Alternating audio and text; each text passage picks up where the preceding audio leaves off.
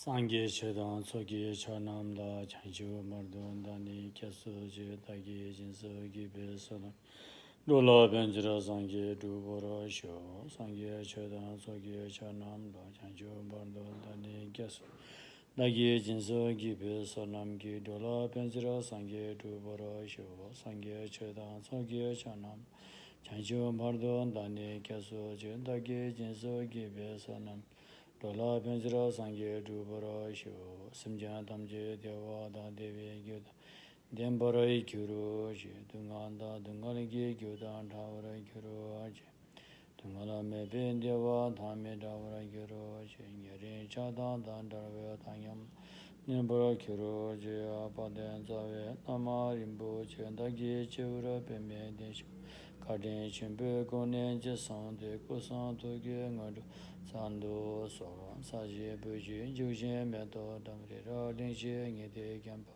Sangye Jindo Midya Bulwa Yedo Kuna Namda Jin Chobara Sho Guru Buddha Bodhi Sato Sapariva Ratna Mandala Puja Mega Samundraj Paran Samaye Ho Simja Namge Sambada Luye Cheda Cheda Chejang Domo Deba Ye Chege Korolo Korodu So सम्पूर्ण प्राणीहरूको हितार्थ कल्याणार्थ सम्मा सम्बुद्धि ज्ञान प्राप्त गर्ने मनसायको साथमा सद्धर्म देश नसुनिदिनु हुन विनम्र अनुरोध गर्दछु।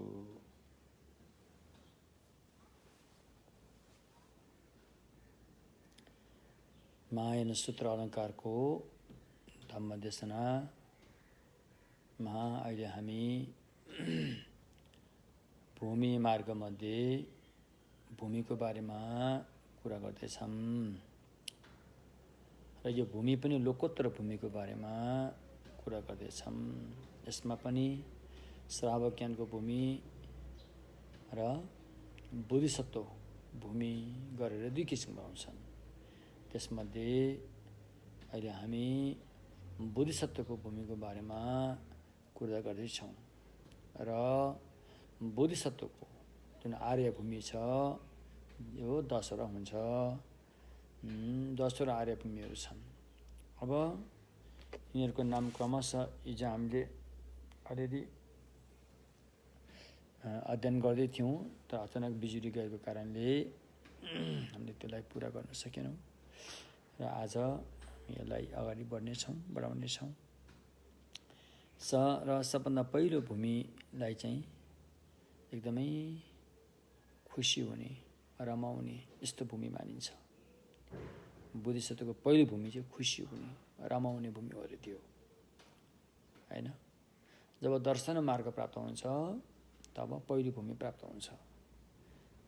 त्यसैले पहिलो भूमिमा पुगिसकेपछि ती बोधिसत्व चाहिँ विशेष गरेर पारमार्थिक हिसाबले, हैन, पारमार्थिक बोध गरेको पहिलो बोधिसत्व हुनेछ।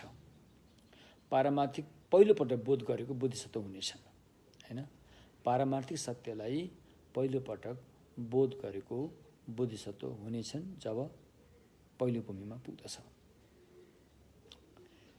व्यावहारिक हिसाबले त जब बोधिचित्त पैदा भयो तब बोधिसत्व भइगयो, तर पारमार्थिक बोधको हिसाबले अनि यो पहिलो भूमि प्राप्त गरेपछि मात्रै अनि ऊ पारमार्थिक बोध गरेको पारमार्थिक पहिलोपटक बोध गरेको बोधिसत्व हुनेछ अरे। र यो पहिलो भूमिलाई चाहिँ अब रप्त गवेषा रे, हैन, प्रमोदिता भूमि रे, हैन। अब यो भूमिको बारेमा हिजो हामीले अलिकति चर्चा गरिसक्यौँ। अब दोस्रो भूमिको नाम चाहिँ सफा भूमि रे, विमल सफा भूमि रे, जहाँ दुर्गन्ध हुँदैन रे, जहाँ दुर्गन्ध हुँदैन रे। के को दुर्गन्ध भन्दाखेरि दुशीलको, हैन? त्यहाँ चाहिँ हर हमेशा सुशीलै भइरहन्छ। त्यहाँ शीलको राम्रोसँग पालना गरिन्छ। यतिसम्म राम्रोसँग पालना गरिन्छ कि सपनामा समेत पनि दुशील हुँदैन। सपनामा समेत पनि शीललाई राम्रोसँग पालन गरिन्छ। यतिसम्म शुद्धता आउँछ शील पालन गर्नमा बोधिसत्वको द्वितीय भूमिमा माध्यमिक अवतारमा बताएको छ सपनामा धरि दुशील हुँदैन भनेको छ। अब यहाँ एउटा कुरा प्रश्न पार्न जरुरी छ कि द्वितीयमा भूमिमा पुगिसकेका बोधिसत्वहरूलाई निन्द्रा आउँछ त, उनीहरू निदाउने हुन्छन् त, किनकि यहाँ सपनाको कुरा आयो। ननिदाएर सपना त आउँदैन। सपना आउनलाई त पहिला सुतेर निदाउनु पर्ने हुन्छ हैन। अब हिजो जस्तै हामीले ध्यानको बारेमा कुरा गर्दाखेरि निन्द्रा तन्द्रा भने यो सबै चाहिँ काम धातु अन्तर्गतमा पर्छन्। भने बोधिसत्व त काम धातुबाट उहिले सम्भार प्रयोग मार्गमा नै पार भइसकेको हुन्छ भने अब उसले सपना कसरी देख्छ र यहाँ सपनाको कुरा किन आयो भन्ने प्रश्न हो। यहाँ एउटा के प्रश्न पार्न जरुरी छ भन्दाखेरि कतिपय कुराहरू चाहिँ एउटा चाहिँ तथाकथित भनौँ कि एउटा चाहिँ अब त्यस्तो नभए तापनि यदि त्यस्तो भयो भने यस्तो हुन्थ्यो भन्ने एउटा अर्थको गुदीलाई बुझ्नको लागि पनि यी कुराहरू परेको हुन्छन् हैन। मान्छेको टाउकोमा सिङ त हुँदैन। यदि सिङ भइदिएको हो भने अब कस्तो हो, बाख्राको जस्तो हुन्छ कि अब गाईको जस्तो हुन्छ कि कस्तो सिङ हुन्थ्यो होला भन्ने एउटा हुन्छ नि। त्यस्तै किसिमले द्वितीय भूमिमा पुगेका बुद्धिसत्वहरूलाई सपना त हुँदैन, किनभने निन्द्रा हुँदैन उनीहरूको। जब उनीहरूको निन्द्रा नभइसकेपछि सपना त कहाँबाट आउला। तापनि यहाँ एउटा चाहिँ उसको शिरको शुद्धताको बुझाइको लागि यहाँ यो कुरा प्रयोग गरेको हो। वास्तवमा उहाँहरूले द्वितीय भूमि प्राप्त गरिसकेको बोधिसत्वले निदाउने सपना देख्ने भन्ने कुरा हुँदैन हैन। त्यो हो र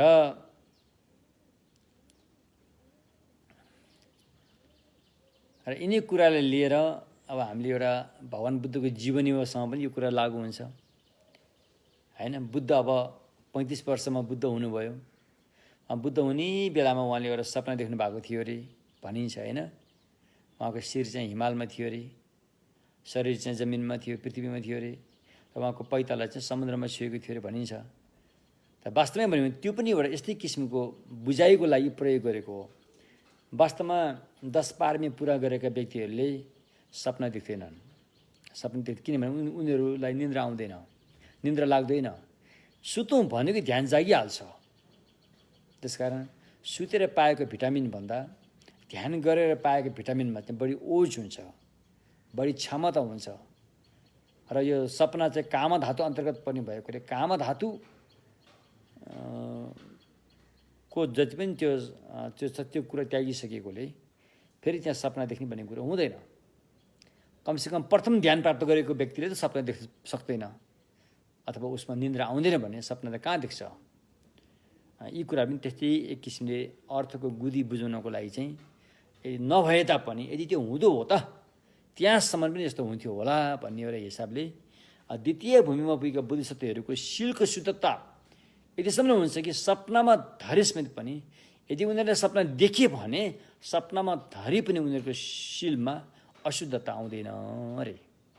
त्यो बुझ्नको लागि यहाँ सपनाको कुरा आयो। फेरि तपाईँहरूले यसले यहाँ सोच्नु होला कि अब प्रथम ध्यान प्राप्त गरेको व्यक्तिको त सपना निन्द्रा आउँदैन भने अब द्वितीय भूमिमा पुगेका महान बोधिसत्वलाई चाहिँ कसरी निदाएर कसरी सपना देख्लान् भनेर प्रश्न आउँछ नि है।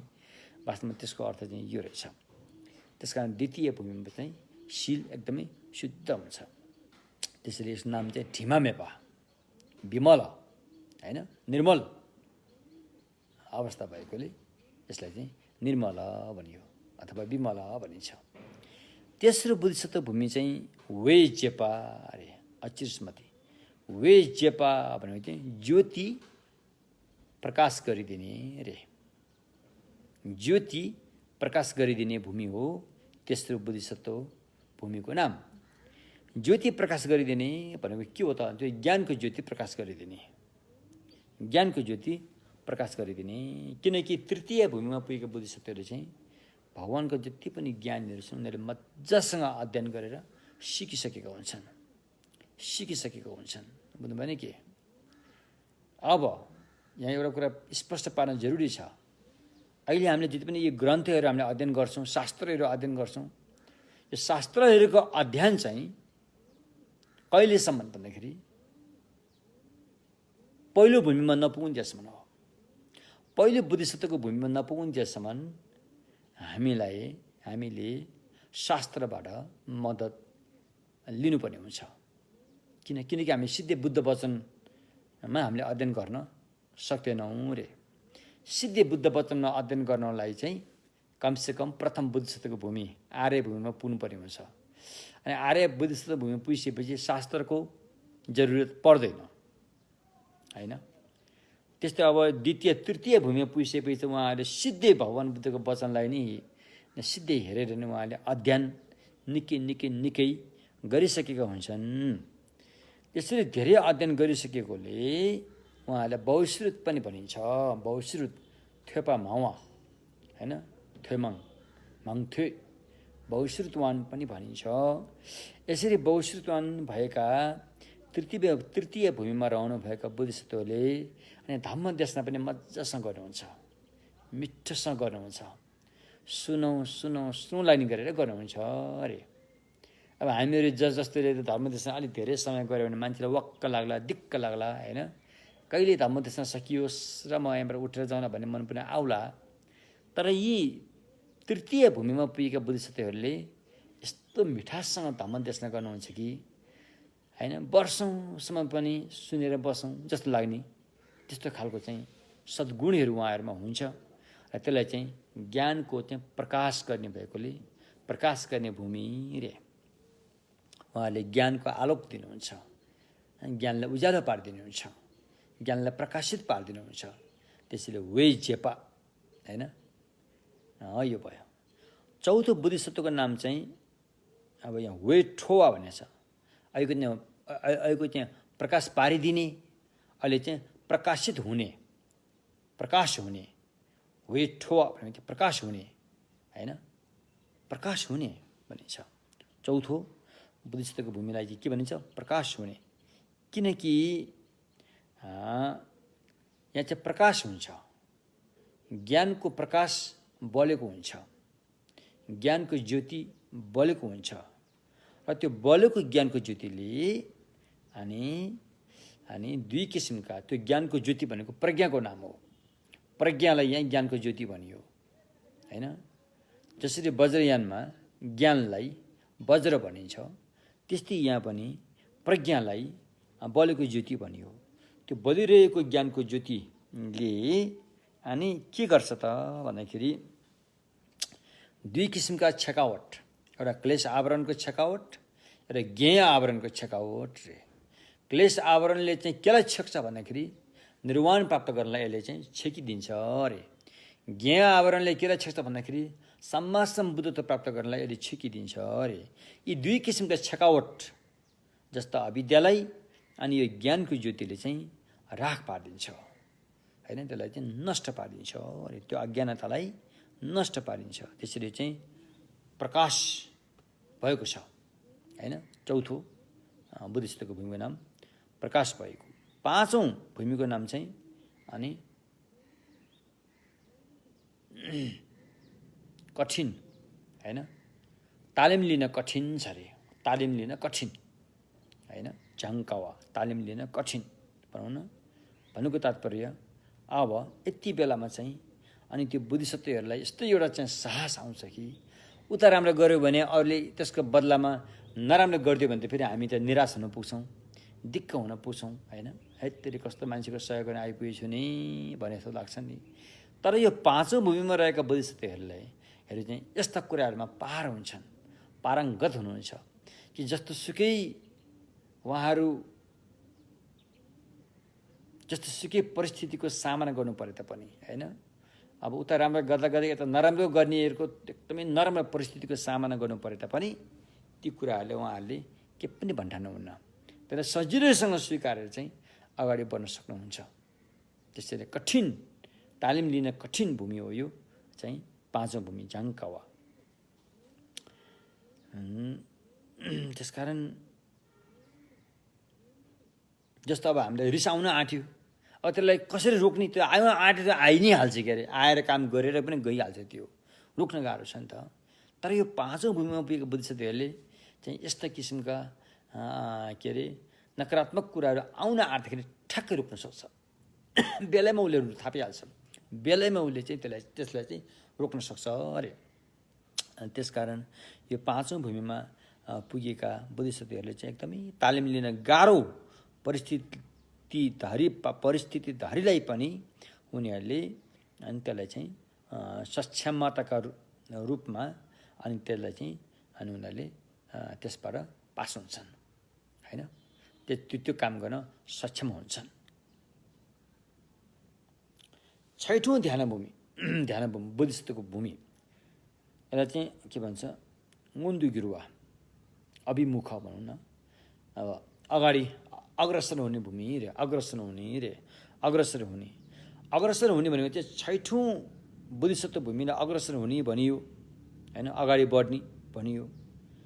त्यो भनेको मतलब के त भन्दाखेरि अनि त्यति बेला छैठौँ भूमिमा पुगेका बुद्धिसत्वले के ज्ञान हासिल गर्छन् त भन्दाखेरि हैन, छैठौँ भूमिमा चाहिँ संसार, भव संसार र अनि निर्वाणा, भव संसार अनि निर्वाणा, ती दुवैलाई शून्यताको रूपमा बोध गर्नुहुन्छ हैन, साक्षात गर्नुहुन्छ हैन।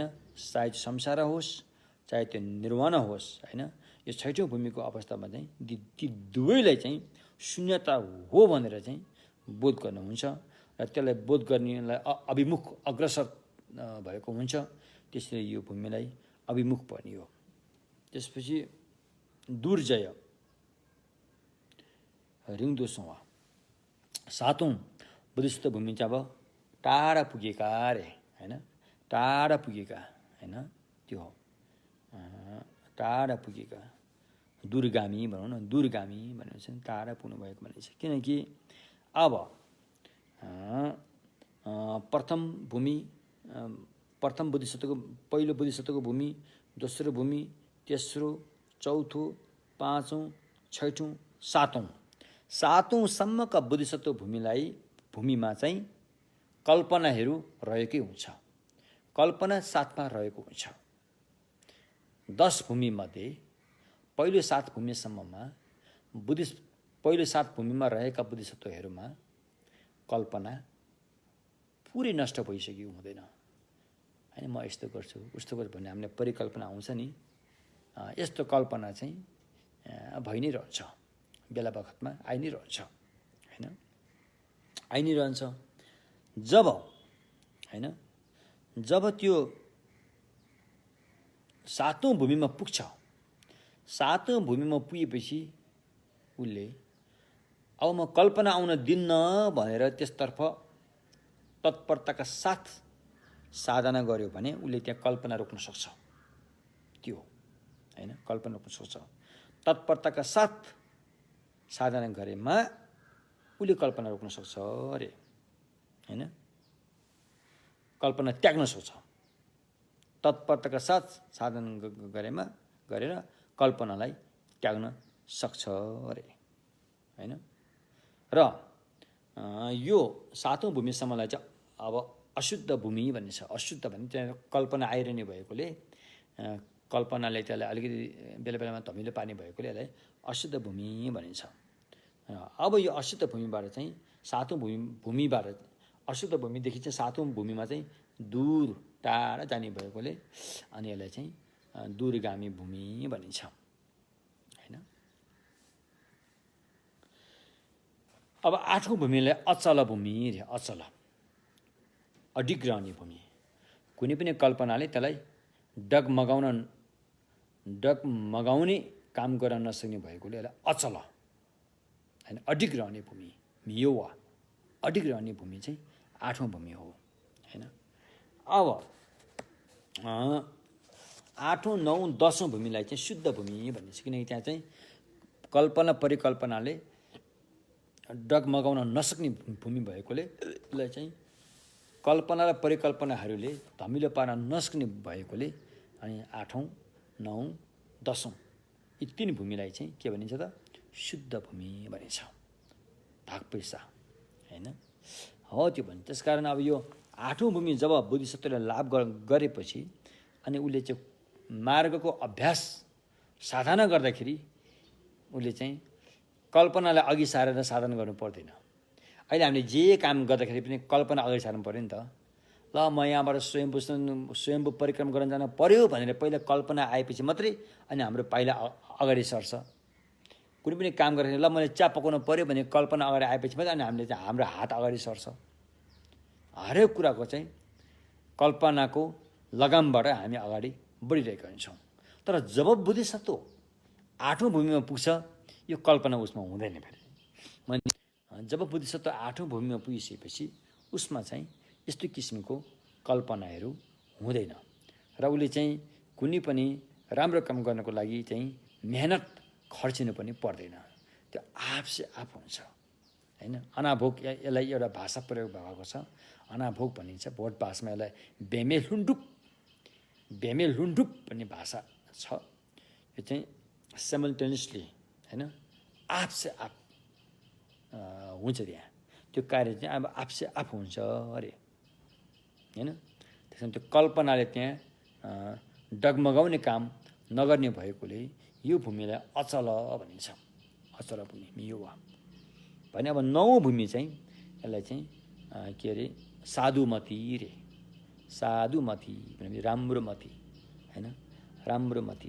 किनकि त्यहाँ चाहिँ अनि उसको चाहिँ प्रज्ञा चाहिँ उत्कृष्ट हुने भएकोले हैन, उसको चाहिँ मती भनेको प्रज्ञा भनौँ न, उत्कृष्ट हुने भएकोले यो भूमिलाई चाहिँ के भनिन्छ त अनि साधुमती भनिन्छ। 10औं भूमिलाई चाहिँ छुकिटिन भने धर्ममेघ। मेघ भनेको बादल, धर्मको बादलबाट अनि धर्मको ज्ञानको वर्षाउने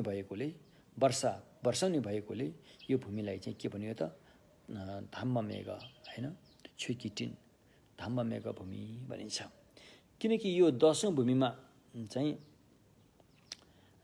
के हुन्छ त भन्दाखेरि चाहिँ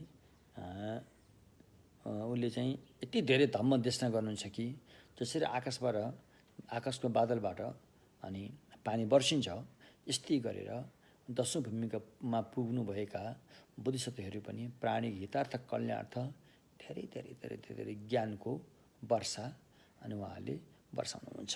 त्यसरी यो भूमिलाई धम्ममेघ यसरी ज्ञानको वर्षाएर अनि विनयजन भनेको प्राणीहरूको मनमा रहेको राग रिस मोह लोभ ईर्ष्या डाहहरू सबै चाहिँ उहाँले चाहिँ शान्त पारिदिनुहुन्छ, सेलाइदिनुहुन्छ, शान्त पारिदिनुहुन्छ। धर्मको वर्षा गराएर कहिले त 10औं भूमिमा। त्यो भूमिको नाम के हो? धर्ममेघ हैन, छुकिटिन। अब यो 3टा भूमि हैन, 8औं भूमि, 9औं भूमि, 10औं भूमिलाई चाहिँ शुद्ध भूमि भनिन्छ। बाँकी 7वटा भूमिलाई चाहिँ अशुद्ध भूमि भनिन्छ। किन त्यहाँ पनि परिकल्पना आइरहने भएकोले अशुद्ध भूमि भयो। अब 8औँदेखि 9, 10 भूमिसम्म चाहिँ परिकल्पना कहिले पनि नआउने गरेरै शुद्धता भइसकेकोले यसलाई चाहिँ शुद्ध भूमि भनियो। एवं प्रकारले अब यसले चाहिँ निमित्त ग्रह अरे परिकल्पना। निमित्त भनेको यो फलानु हो, यो ढिस्कानु हो, यो टेबल हो, यो के हो भन्ने हामीले पकड्छौँ नि, त्यो पकड्नेवाला खालको त्यो कल्पना चाहिँ उहाँले त्यसलाई चाहिँ त्याग्छन्। त्यसैले यो भगवानको भाषामा निमित्त ग्रह भनिन्छ। निमित्त ग्रहलाई चाहिँ त्याग्छन्। त्यो त्यागिसकेपछि अनि 8औँ, 9औँ, 10औँ भूमिलाई चाहिँ शुद्ध भूमि भनिन्छ। अब आएपछि हामीले त्याग्नुपर्ने यहाँ चाहिँ 3टा हुन्छन्। एउटा चाहिँ सत्ताप्रतिको ग्रह पकड, एउटा चाहिँ निमित्तको ग्रह निमित्त यो फलानु यो ढिस्कानु भनेर नामको पकड गर्ने। तेस्रो चाहिँ द्वैत हेराइ यो 3टा चाहिँ त्याग्नुपर्ने कुराहरू हो विशेष गरेर महायानमा। र त्यो सत्ताप्रतिको जुन पकड छ, आसक्ति छ, त्यसलाई चाहिँ जब बोधिसत्वले पहिलो भूमि प्राप्त गर्छ त्यति बेला नै त्यागिसकेको हुन्छ हैन। द्वितीय भूमिदेखि सुरु गरेर अनि यो के अरे 7औँ भूमि को अन्तिम समय आएपछि अनि त्यसले चाहिँ अनि निमित्त ग्रहलाई पूर्ण रूपमा त्याग्छ र अनि 8औं भूमि चाहिँ सफा हुन्छ, निमित्त ग्रहबाट सफा हुन्छ हैन। त्यसपछि गएर 9 10औं भूमिको अन्तिममा पुगेपछि अनि द्वैत हेराइ, यो विषय भन्ने खालको द्वैत हेराइ हुन्छ नि, हो त्यसलाई पनि त्याग्छ हैन।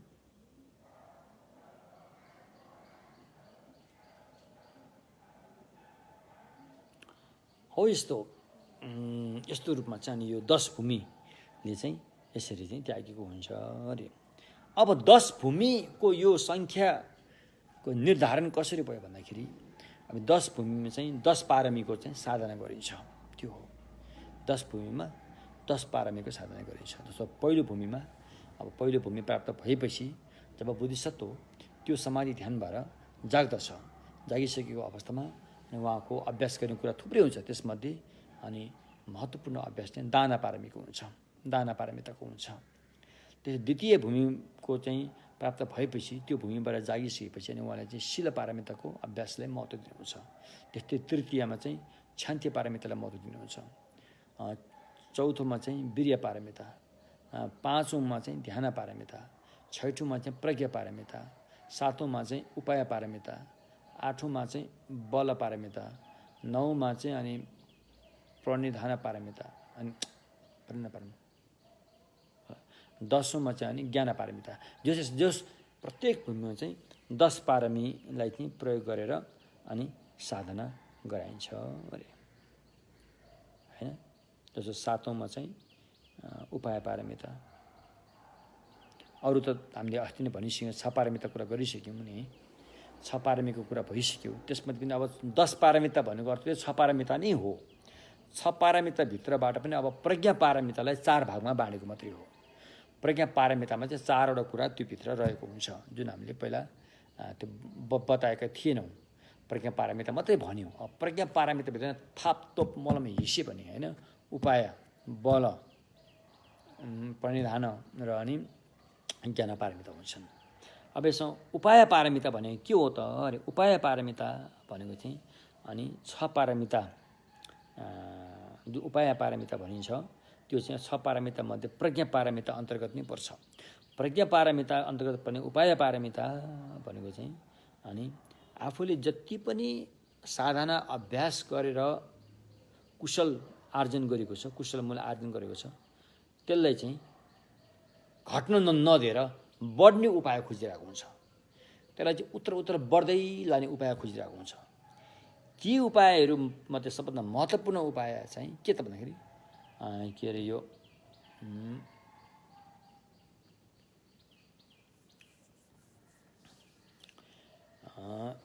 थोरै नै किन नहोस् हैन, उसले दिनका दिन त्यो कुशल पुण्य कर्म चाहिँ गरि नै रहेको हुन्छ। भले उसले अरू काम गरेर पनि त्यो काम धरीले पनि कुशल कर्ममा तानिरहेको हुन्छ, उपाय अपनाएर हैन, उपाय अपनाएर हैन।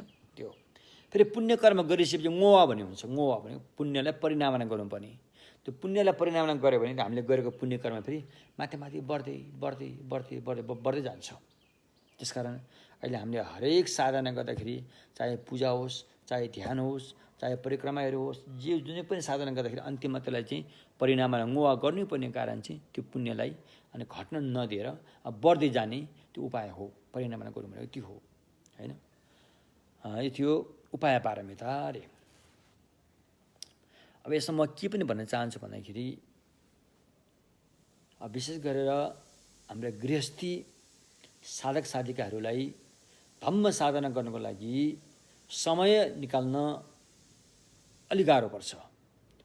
नेपाल इन्डियातिर त त्यति गाह्रो नपर्ला, तर विदेशतिर गएर बस्नेहरूलाई त्यहाँको चाहिँ एकदमै कामको चटारो विभिन्न कारणले चाहिँ धम्म साधना गर्ने छुट्टै समय निकाल्न अलिक गाह्रै पर्छ।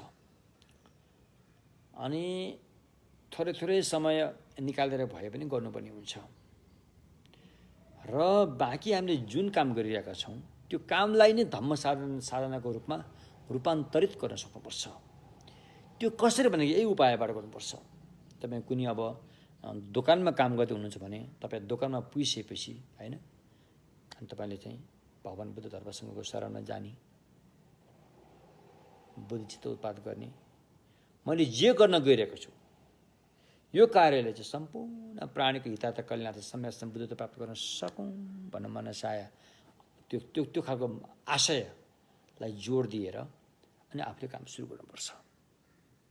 त्यो काम सकिसकेपछि बेलुका घर फर्किने बेलामा यसरी प्राप्त भएको पुण्यले सबै प्राणीको हितार्थ कल्याणार्थ सम्यक बुद्धि ज्ञान प्राप्त गर्न सकोस् भनेर त्यो पुण्यलाई फेरि परिणामन गर्नुपर्छ। अब हामीले पुण्यलाई परिणामन गर्ने गाह्रो काम हो यो, गाह्रो काम भएकोले अनि हामीले चाहिँ अरूको नमुना लिनुपर्ने हुन्छ। त्यसकारण अब अरू बुद्धिसत्त्वहरू होइन, हामीले पढ्छौँ नि इक्जाम्पल अफ पवित्र चित्र खेम्पाता भने अन्य बुद्धिसत्त्वहरूले जसरी पुण्य परिणामन गर्नुभयो त्यसै गरी मैले पनि गरेको होस्, गरेको भएर जाओस् भन्ने हिसाबले चाहिँ पुण्य परिणामन गर्नुपर्छ। त्यसो गर्नुभयो भने तपाईँले होइन आफ्नो अन्य जुन सांसारिक कामहरू हामी जुन गर्छौँ नि त्यो पनि पुण्यमा रूपान्तरित गरेर ल्याउन सकिन्छ। यो उपाय चाहिँ यो हो, यो थियो उपाय पारमिता। अब त्यसपछि गएर बल पारमिता होइन, 8औं भूमिमा चाहिँ बल पारमिता। बल पारमिता भनेको चाहिँ कस्तो हुँदो रहेछ भन्दाखेरि बल हुनु पर्यो, बल शक्ति हुनु पर्यो होइन। बल शक्ति केमा हुनु पर्यो त भन्दाखेरि अनि शत्रुलाई हराउनेमा हुनु पर्यो, शत्रुलाई हराउन सक्नु पर्यो। जो शत्रुले हामीलाई अनादिकालदेखि भव संसारमा भौतारी दिएको छ होइन, जन्माइदिन्छ, बुढो बनाइदिन्छ, रोगी बनाइदिन्छ, मारिदिन्छ, फेरि जन्म हुने काम गरिन्छ, यस्ता धेरै शत्रुहरू अज्ञान अविद्याका शत्रुहरू छन्।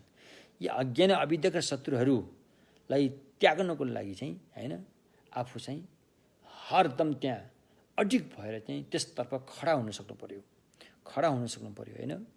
भन्नुको तात्पर्य यस्तरी खडा हुनु पर्यो कि ती राग रिस मोहको शत्रुले तपाईँलाई ढाल्न नसक्ने गरेर, तपाईँलाई हराउन नसक्ने गरेर तपाईँ त्यो पक्षमा खडा हुनु पर्यो।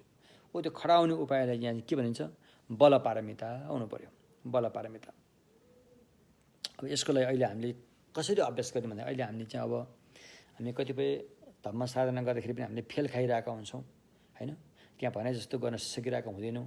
एउटा त मन चञ्चल त्यसै नै छ होइन, त्यसकारण हामीले गरेको हरेक साधनाहरूमा कमजोरी आइ नै जान्छ के अरे। तर हामीले बेला बेलामा भगवान् बुद्ध बुद्धिसत्त्वहरूलाई प्रार्थना गर्नुपर्छ, मलाई यस्तो शक्ति दिनुहोस्, यी राग रिस मोह आउँदाखेरि मैले चाहिँ त्यसलाई चाहिँ त्यो राग रिस मोहको बसमा नपर्ने, त्यसलाई पन्छाउन सक्ने क्षमता भएको मलाई शक्ति दिनुहोस् भनेर चाहिँ ती बुद्ध बुद्धिसत्त्वहरूसँग बेला बेलामा प्रार्थना पनि गर्नुपर्ने हुन्छ होइन। यसरी हामीले चाहिँ शक्ति प्राप्त गरेर चाहिँ अनि यिनी यस्ता नकारात्मक कुराहरूलाई हामीले चाहिँ जित्न सक्नुपर्छ अरे। त्यो जित्न सक्ने साधनालाई चाहिँ बल पारमिता भनिन्छ। त्यसपछि आएर 9औं भूमिमा चाहिँ प्रणिधान पारमिता। प्रणिधान भने मन लम, म यस्तो होस्, म उस्तो हुन सकोस् भनेर एउटा प्रार्थना गर्ने तरिका हुन्छ, यसलाई चाहिँ मल्लम भनिन्छ। अब ngoa र मल्लममा के फरक छ यो पनि बुझ्नु पर्यो।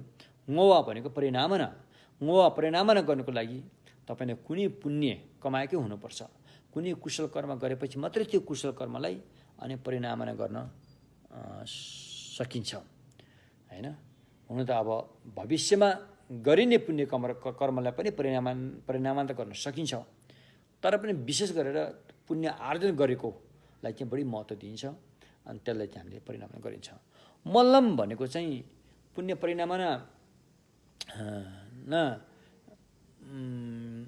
मल्लम प्रणिधान भनेको चाहिँ त्यसो गर्नुको लागि पुण्य कमाउनै पर्छ भन्ने छैन। पुण्य नकमाइकन पनि मल्लम प्रार्थना गर्न सकिन्छ, त्यही हो फरक। यहाँ भनेको तात्पर्य जति पनि परिणामनहरू छन् त्यो सबै परिधानै हो, जति पनि परिधान छन् सबै परिणामन चाहिँ होइन फेरि। त्यस कारण परिणामन चाहिँ परिधान हुनै पर्यो, परिधान सबै परिणामन हुँदैनन् हो यो। त्यसपछि गएर अनि अब यो परिधान पारमिता अरे भनेको अर्थ होइन।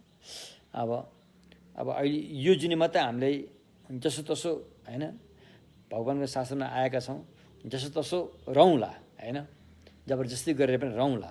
अब मरेपछि के होला, त्यहाँ समस्या आयो। मरेपछि हामी यो भगवान्को शासनमा रहन सकौँला या नसकौँला। तर रहन सक्नुको लागि चाहिँ एउटा उपाय के हो भन्दाखेरि परिधान गर्नुपर्छ होइन। म भोलि गएर मेरो मृत्यु भइसकेपछि म यो ज्ञानमा कायम रहन सकौँ, यस्तै सङ्गतमा म पर्न सकौँ, यस्तै कुलमा चाहिँ मेरो जन्म होस् भन्ने खालको चाहिँ हामीले प्रार्थना प्रणिधानको प्रार्थना चाहिँ गरिरहनुपर्छ होइन। त्यसको लागि चाहिँ यो प्रणिधान पारमिता भयो। त्यसपछि ज्ञान पारमिता भनेको त अब यो के अरे यो ज्ञान होइन, यो चाहिँ अनात्मा ज्ञानहरू भयो होइन। जस्तो पुद्गल अनात्मा ज्ञान, धर्म अनात्मा ज्ञान, यस्ता महत्त्वपूर्ण ज्ञानहरू विशेष गरेर यसमा चाहिँ वज्रोपम समाधि ज्ञान भनिन्छ। 10औं पारमिताको यो चाहिँ वज्रोपम समाधि ज्ञान। वज्रोपम समाधि भनेको चाहिँ अब अज्ञानको सबभन्दा मसिनो भाग, सबभन्दा अन्तिम भाग हो त्यो हो। त्यसलाई त्याग्नको लागि चाहिँ सक्षम हुन्छ 10औं पारमिताको चाहिँ जुन ज्ञान पारमिता छ हो। यस्तो किसिमले चाहिँ ज्ञान पारमिता, यस्तो किसिमले यो 10 भूमिमा चाहिँ 10 पारमिताको 10 भूमि स्वयं समाधि अवस्था हो। तर त्यसबाट जागिसकेपछि अनि बुद्धिसत्त्वहरूले 10 पारमिताको साधना गर्नुहुन्छ हो। त्यो भयो। अब यसरी यो भूमि प्राप्त भएपछि के कस्ता सद्गुणहरू हामीले पाउन सक्छौँ रे। जस्तो अब प्रथम भूमि प्राप्त भयो, एकदम रमाइलो भूमि, प्रथम भूमि, आनन्द आउने भूमि प्राप्त भइसकेको छ भने उसमा के कस्ता सद्गुणहरू प्राप्त हुन्छन् भन्दाखेरि 2 किसिमका सद्गुणहरू उहाँले पाउनुहुनेछ। एउटा सद्गुण चाहिँ छुट्नुपर्ने कुराबाट छुट्नुहुनेछ, एउटा सद्गुण चाहिँ पाउनुपर्ने कुराबाट पाउनुहुनेछ। 2 किसिमका सद्गुणहरू प्राप्त हुन्छ।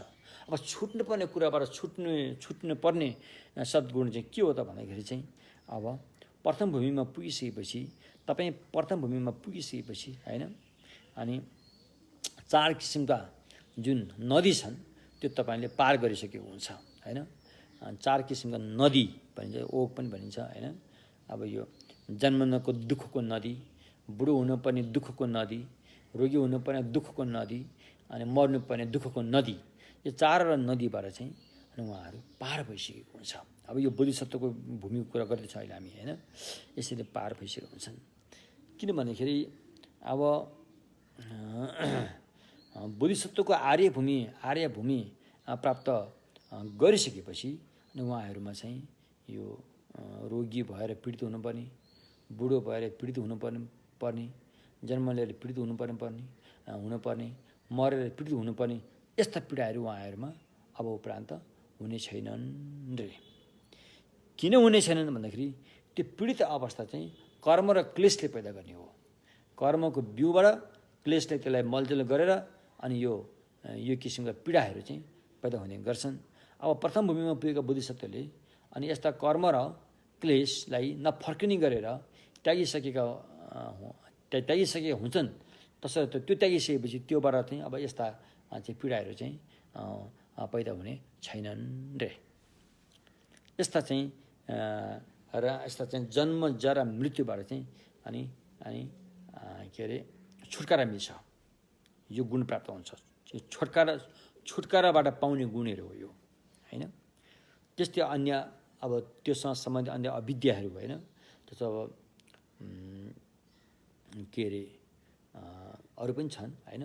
अब दुर्गतिमा ऊ जानु पर्दैन होइन, दुर्गतिमा जानु परेन, नर्क प्रेत पशुमा उसले कहिले पनि त्यहाँ जानु परेन होइन। सुगतिमै जन्म लिए तापनि आफू खुसीले ऊ जन्म लिन सक्छ। कर्मको कारणले, कर्मको लगामबाट ऊ जन्मिनु पर्ने छैन। आफू खुसीले जसको कोखमा जन्म लिएर प्राणीको हित गर्न चाहन्छ ऊ त्यहीँ उसले चाहिँ जन्म लिन सक्छ। यदि ऊ म यहाँ जन्मिँदैन, म त्यहाँ बुद्ध भूमिमा जान्छु भने पनि ऊ त्यहाँ पनि जानु सक्छ। त्यस्तो खालका सद्गुणहरू चाहिँ प्राप्त हुन्छन् रे होइन। तसर्थ यहाँ ती बोधिसत्वहरू कर्म र क्लेशकोबाट छुटकारा पाइसकेका हुन्छन् रे। अनि 5 किसिमको भय, 5 किसिमको डरबाट पनि उहाँहरूले छुटकारा पाउनुहुन्छ। जब व्यक्ति प्रथम भूमिमा पुग्दछ भने उसले चाहिँ 5 किसिमको डरबाट पनि छुटकारा पाउँछ अरे होइन। जस्तो अब चाहिँ जीविका कसरी चलाउँ भन्ने डरबाट उसले छुटकारा पाएको हुन्छ होइन। त्यो डर हामीमा त डर हुन्छ नि, हो भोलि के खाने पर्सि के खाने भन्ने डर हुन्छ नि, उनीहरूमा त्यस्तो डर हुँदैन। त्यस कारण जीविका चलाउने डरबाट छुटकारा पाएका हुन्छन् हैन। हामीले के खाउने, के लाउने, कहाँ बस्ने, घाँसपास कपासको हामीलाई चाहिँ हरदम हर हमेसा हामीलाई चाहिँ डर भइरहेको हुन्छ हैन। त्योबाट चाहिँ अनि उहाँहरू छुटकारा पाएका हुन्छन्। अनि अरूले हामीलाई सम्मान नगर्ला कि, अरूले हामीलाई चाहिँ के अरे प्रशंसा नगर्ला कि भन्ने डरबाट पनि उहाँहरू चाहिँ छुटकारा पाइसकेका हुन्छन् हैन। त्यस्तो अनि फेरि आफ्नो परिषद, आफ्नो शिष्यहरू, चेलाहरूबाट आउने डरबाट पनि उहाँहरू छुटकारा पाइसकेको हुन्छ अरे हैन। जस्तो अब धेरै परिषद ठुलो मासमा धम्म देशमा गर्दाखेरि अनि उनीहरूलाई अप्ठ्यारो कहिले पनि महसुस हुँदैन। ओहो, मलाई कसैले खतरा प्रश्न सोध्ला कि, सायद मैले यसको उत्तर दिन नसकौँला कि, यस्तो होला कि उस्तो होला कि भन्ने खालको एउटा डर त्रास हुन्छ नि, त्यो उहाँहरूमा हुँदैन।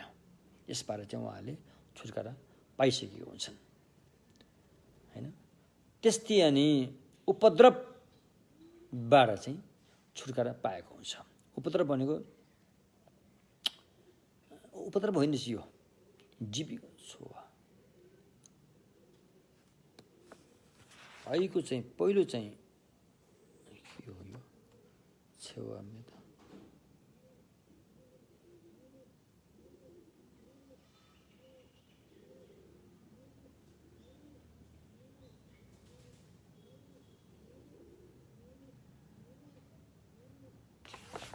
हो त्यो रहेछ। अनि हो त्यो रहेछ। त्यसपछि अनि फेरि उहाँहरू चाहिँ होइन अकाल मृत्युको डर, नराम्रो अरूले आक्षेप लाउला कि भन्ने डर, नर्क प्रेत पशुलोकमा पतन भएर जानुपर्ने हो कि भन्ने डर हैन देखि लिएर अनि आफ्नै शिष्यहरूले आफूलाई केही दोषारोपण गर्लान् कि भन्ने डर, यस्ता 5 किसिमका हैन भयबाट चाहिँ अनि उहाँहरू चाहिँ मुक्त हुनुहुन्छ र 5 किसिम भयो भने आजीविकाको भय, अकाल मृत्युको भय, दोषारोपणको भय, दुर्गतिमा पतन भएर जानुपर्ने भय र आफ्ना शिष्यहरूले चाहिँ अपवाद लाउलान् कि भन्ने भय। यी 5 किसिमका भयबाट उहाँहरू मुक्त हुनुहुन्छ जो व्यक्ति प्रथम बोधिसत्वको भूमिमा पुगिसक्नु भएको छ, त्यहाँबाट छुटकारा पाउनुहुन्छ हैन। अब यी सद्गुण, यी छुटकारा पाउने गुणहरू पहिलो भूमिबाट चाहिँ सुरु हुन्छ हैन। त्यसपछि 10औं भूमिमासम्म माथि झन् त्यसको चाहिँ विकास हुँदै हुँदै फैलिँदै जान्छ। झन्झै उत्तर प्रगति हुँदै जान्छ। यी 5 किसिमका छुटकारा पाउने सद्गुणहरूको चाहिँ विकास हुँदै जान्छ। हो त्यो भयो। अब ती बुद्धिसत्वहरूले यदि अरू प्राणीको हित गर्न पर्यो भने जन्म त लिन्छन्, फेरि जन्म त लिनै पर्यो, तर आफू खुसीले लिन्छन्, न कि कर्म र क्लेशको कारणले। अहिले हाम्रो जन्म चाहिँ कर्म र क्लेशको कारणले भएको हो, आफू खुसीले भएको होइन। हामी आफू खुसीले हामीले केही पनि गर्न सकिरहेको हुँदैन। अहिले हामी कहाँ छौँ त? कर्म र क्लेशको भुमरीले जता हुत्यायो हामी त्यतै पुग्नु परिरहेको छ। आफू खुसी छैन। हाम्रो लगाम चाहिँ कर्म र क्लेशको हातमा छ। उसले जता लात्ती हान्छ हामी उतै घोप्टो पर्दै हैन थचारिँदै जानुपर्ने हुन्छ। तर जब व्यक्ति प्रथम बुद्धिसत्व भूमिमा पुग्दछ अनि उसले यसो गर्नु पर्दैन। ऊ यो समस्याबाट छुटकारा पाइसकेको हुन्छ र उसले आफूले चाहेअनुसार चाहे बमोजिम उसले जन्म लिन सक्छ हैन। त्यो पनि अरूको हित गर्नको लागि करुणा, पवित्र दयामायाको भावनाबाट नै उसले चाहिँ आफूले चाहेअनुसार जन्म लिनेछ अरे। त्यसैले ती बुद्धिसत्वहरू जन्म जरा मृत्युबाट पार भइसकेकै भए तापनि मात्र प्राणीको कल्याणको लागि उहाँहरूले जन्म लिने लीला पनि अनि देखाउनुहुन्छ अरे हैन। फेरि श्रावक त्यहाँको कुरा गर्ने हो भने श्रावक त्यहाँको भन्नु कि अब श्रोतापन्न हैन। श्रोतापन्न प्राप्त भएको व्यक्तिले अनात्मा बोध गरेका हुन्छन्, अनात्मालाई प्रत्यक्ष रूपमा देखेका हुन्छन् हैन। त्यति मात्रैले ऊ फेरि भव संसारबाट तरिसकेको हुन्न। उसले अझै पनि उसले भव संसारबाट तर्न अझै पनि काम गर्न बाँकी नै रहन्छ। त्यसैले तर बोधिसत्वले चाहिँ सर्वधर्मको सबै विषयवस्तुको सबै विषयको वास्तविकता सच्चाइलाई जानिसकेकोले बोध गरिसकेकोले उहाँहरू चाहिँ प्रथम भूमि प्राप्त गर्न साथै भव संसारबाट तरिसकेका हुन्छन्। यो कुरो हो। अब यी कुराहरू चाहिँ हाम्रो श्रावक्यानको पिटकहरूमा त्यति उल्लेख गरेर पाइँदैन। श्रावक्यानको पिटकमा के भनिन्छ भन्दाखेरि बोधिसत्व जबसम्म बुद्ध हुँदैन तबसम्म भव संसारमै रहिरहेकै हुन्छ, ऊ आर्य हुँदैन भनिन्छ। तर यतापट्टि आएर जुन यो बोधिसत्वको पिटकले के भन्छ भन्दाखेरि चाहिँ प्रथम बोधिसत्व भूमि प्राप्त गर्न साथ भव संसारबाट ऊ तरिसकेको हुन्छ। ऊ त मात्र करुणाको भावनाले ओतप्रोत भएर पवित्र मायाको भावनाले ओतप्रोत भएर नै अरूको हितको लागि अनि जन्म लिने लीला देखाउँछ उसले, यसरी भनेको हुन्छ। यो थियो छुटकारा पाउने गुण। अब छुटकारा हुने गुण भयो होइन। अब पाउनुपर्ने गुण चाहिँ बोधिसत्वले प्रथम भूमि प्राप्त गर्न साथै 1200 सद्गुणहरू उसले हासिल, यो पनि मोटामोटी हिसाबले हो, 1200 सद्गुणहरू उसले हासिल गरेको हुन्छ अरे। त्यो कुन कुन हुन्छ भन्दाखेरि सबभन्दा पहिला उसले चाहिँ बोधिसत्वले 100 बोधिसत्वले होइन उसले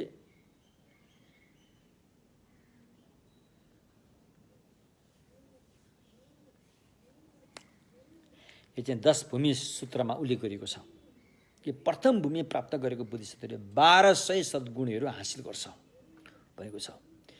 ती कुन कुन हुन् त भन्दाखेरि सबभन्दा पहिला चाहिँ उसले चाहिँ होइन 100 किसिमका भिन्न भिन्न समाधि ध्यानहरू उसले प्राप्त गरेको हुनेछ, नम्बर 1।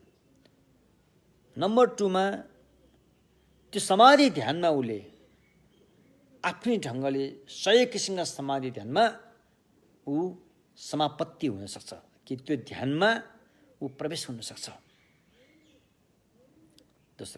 तेस्रो उसले 100वटा बुद्धहरूको जिन्दा बुद्धहरूको दर्शन पाउँछ। 100 जना बुद्धको उसले सिधै जिउँदे मूर्ति दर्शन होइन, मूर्ति थाङ्गा चित्रको होइन, जिउँदे बुद्धको दर्शन पाउँछ। ती 100 जना बुद्धबाट उसले 100 किसिमका उसले आशीर्वाद भनौँ कि उहाँहरूको झिल्ला प्रसाद भनौँ कि उहाँहरूको चाहिँ क्षमता भनौँ कि त्यो उसले प्राप्त गर्छ। फेरि उसले 100वटा लोक धातुलाई कम्पन गर्न सक्छ, भुइँचालो आजस्तो गरेर प्रकम्पन गर्न सक्छ होइन। फेरि ऊ चाहिँ बुद्धको 100वटा बुद्ध भुवनमा ऊ जानु सक्छ होइन। आफू स्वयं 100वटा रूप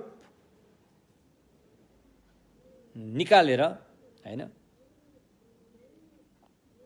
100वटा लोक धातुमा देखाउन सक्छ र त्यहाँ देखाएर धम्म देशना गरेर कमसेकम 100 जना प्राणीहरूलाई परिपाक गर्न सक्छ भनेपछि दीक्षित गर्न सक्छ होइन, शिक्षित पार्न सक्छ। फेरि उसले यदि उसले चाहेमा 100 कल्पसम्म ऊ जीवित रहन पनि सक्छ। यदि उसले तोकेरै हेऱ्यो भने 100 कल्प पहिलाका घटनाहरू र 100 कल्प पछाडि भविष्यमा घट्ने घटनाहरू उसले मजासँग जान्दछ। उसले 100 किसिमका धम्मद्वारलाई खोलेर धम्म देशना गर्दछ होइन। अनि आई जुन 100वटा शरीर उसले देखाउँछ भन्यो नि, त्यो आफ्नो एउटा शरीर मात्र होइन, हरेक शरीरमा चाहिँ होइन 100 जना बोधिसत्वहरूले घेरिरहेको रूपमा देखाउँछ। त यस्तो किसिमले 1200 सद्गुणहरू ती प्रथम भूमिमा पुगेका बोधिसत्वहरूले लाभ गर्नुहुन्छ। यो लाभ फेरि पालेपालासँग होइन, एकैपल्ट एकै क्षणमा गरेको। हेर्नुहोस् त, एकै क्षणमा यी 1200 सद्गुणहरू उसले प्राप्त गर्छ र उसले चाहिँ देखाउँछ पनि। यसलाई चाहिँ कार्य व्यवहारमा पनि एकै क्षणभित्र यी सबै कुराहरू उसले गर्न सक्छ। त्यो क्षमता उसलाई प्राप्त भएको हुन्छ। कसलाई? जो बोधिसत्व प्रथम भूमिमा पुग्न सफल भएको छ। अब यो सारा सद्गुणहरू कि प्रथम भूमिमा पुगेका बोधिसत्वहरूले कुन अवस्थामा हासिल गर्छ भन्दाखेरि, यसको क्षमताको हासिल चाहिँ समाधि अवस्थामै गरिसकेको हुन्छ, तर यसको प्रदर्शन चाहिँ समाधिबाट जागेको अवस्थामा गर्छ। हैन, समाधि अवस्थामा चाहिँ यसको प्रदर्शनै त गर्न सक्दैन, तर क्षमता प्राप्त भएको हुन्छ। जब ऊ समाधि ध्यानबाट जाग्छ अनि उसले यो सारा 1200 सद्गुणको प्रदर्शन गर्न सक्छ, अरूलाई पनि देखाउन सक्छ। उसले यस्तो किसिमको चाहिँ बोधिसत्वले यसो प्राप्त गरेको हुन्छ। अब यिनी 1200 गुणहरू चाहिँ द्वितीय भूमिमा बढ्दै जान्छ, तृतीयमा झन् धेरै, अनि यसको 100औं, 1000औं गुणा, लाखौं गुणा, करोडौं गुणा गरेर 10औं भूमिसम्म त कतिको त्यो गङ्गा नदीको बालुवा समानको हिसाब त्यहाँ लागेको हुन्छ। जब बुद्ध भएपछि त भन्नु नै के पर्यो। हो, यस्तो किसिमले चाहिँ बोधिसत्वहरूले अनि प्राप्त गर्ने अनि सद्गुणहरू चाहिँ यहाँ यसरी चाहिँ पाएको हुन्छ। बुझ्नु भने के? तसर्थ अब बोधिसत्वहरूसँग तुलना गर्ने, आर्य बोधिसत्वहरूसँग तुलना गर्ने, अब बुद्धलाई मात्रै उहाँहरूको सम्मानमा राख्न सकिँदैन, नत्र भने अरू सबै चाहिँ हिसाबले उहाँहरू बुद्धभन्दा मुनि अरू श्रावक अरहत प्रतिबुद्धभन्दा धेरै माथि हुनुहुन्छ आर्य बोधिसत्वहरू। होइन, प्राप्त गर्नुपर्ने सद्गुणका हिसाबले, छुटकारा पाउनुपर्ने हिसाबले, होइन, उहाँ धेरै उच्च कोटिको हुनुहुन्छ आर्य बोधिसत्वहरू। यस्तो किसिमले होइन। अब यिनै सद्गुणहरू दोस्रो भूमिमा पुगेपछि हजार गुणाले बढी हुन्छ। तेस्रो भूमिमा लाख गुणाले बढी हुन्छ। चौथो भूमिमा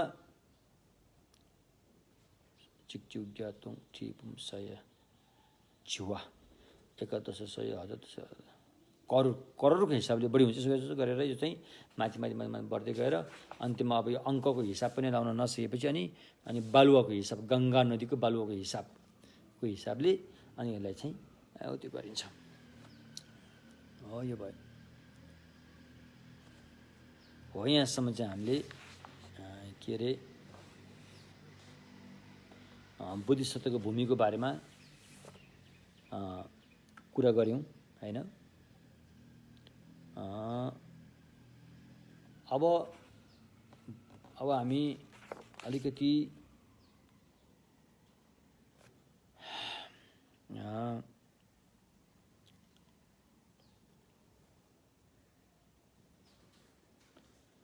यसको बारेमा भन्नुपर्दाखेरि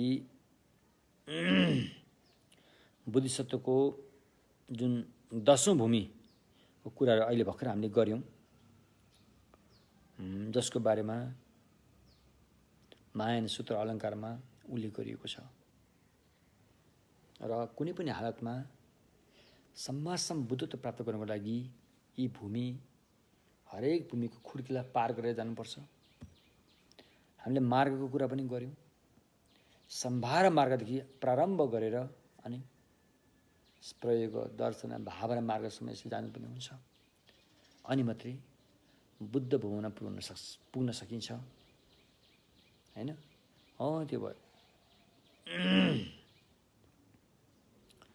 त्यसकारण यदि कसैले यो भूमि मार्गको साधना गरे बिना नै बुद्ध हुन्छ भनेर भन्दछ भने त्यो गलत हुन्छ। होइन, त्यो उसले झुटो बोलेको हुनेछ। त्यसकारण सम्मासम बुद्धत्व यी भूमि, यी मार्गहरूको साधनाबाटै जानुपर्ने हुन्छ। रूपरेखा नक्सा चाहिँ यस्तो हो। होइन, त्यसकारण अब हामीले के बुझ्नु पर्यो भन्दाखेरि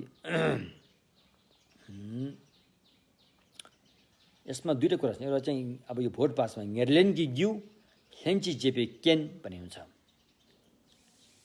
जसरी तपाईँले खोर्सानी रोपेर खोर्सानीको बिरुवा खोर्सानी फलाउँदाखेरि त्यहाँ दुईवटा कुरो हुनुपर्छ। एउटा चाहिँ खोर्सानीको बिउ त अनिवार्य हुनु पर्यो। खोर्सानीको बिउ मात्रै भएर भएन कि त्यसलाई चाहिँ मलजल पनि साथमा हुनु पर्यो। तब मात्रै खोर्सानीको बिरुवा उम्रिन्छ र खोर्सानी फल्छ। त्यस्तै हरेक अब यो सम्मासम भवन बुद्धत्व प्राप्त गर्न पनि त्यसको बिउ के हो र त्यसको मलजल के हो भन्ने कुरा पनि यो कुरा यहाँ पनि लागू हुन्छ। जसरी खोर्सानीको बिरुवा उमार्न लागू हुन्छ त्यस्तै गरेर यहाँ पनि त्यही किसिमले लागू हुन्छ अरे। भन्नुको तात्पर्य के त भन्दाखेरि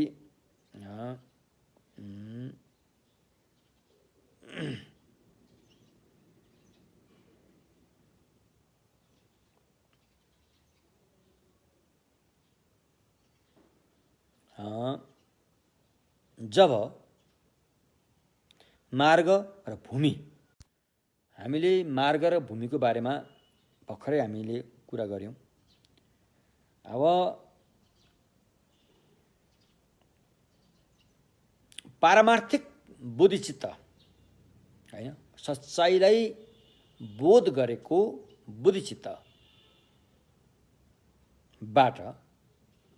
हामीले प्रज्ञा पारमिता शून्यताको भावना गर्छौँ हैन। त्यो एउटा हेतु भयो। अब कारण हेतु भनेको चाहिँ के हो त? खोर्सानीको बिउ रोपेको बिउ जस्तै भयो। अब कारण मलजल, त्यो चाहिँ उपाय मध्ये पनि श्रेष्ठ उपाय चाहिँ महाकरुणा पवित्र महान दया मायाको भावनालाई चाहिँ कारण भनिन्छ, प्रत्यय भनिन्छ। हो यो दुईटाबाट चाहिँ अनि क्रमशः अनि 5 मार्ग पुरा हुन्छ। संभार मार्ग, प्रयोग मार्ग, दर्शन मार्ग, भावना मार्ग पुरा भएर अनि अशिष्य मार्गमा बुद्ध हुन्छ। त्यसकारण अब बुद्ध हुनुको लागि दुईटा रहेछ नि त कुरा। एउटा चाहिँ सच्चाइको दर्शन पाउने ज्ञान, त्यस साथसाथमा महाकरुणा। यो दुईटालाई चाहिँ साथमा हुनुपर्छ, अभिन्न रूपमा हुनु पर्यो। यता सच्चाइको, उता करुणाले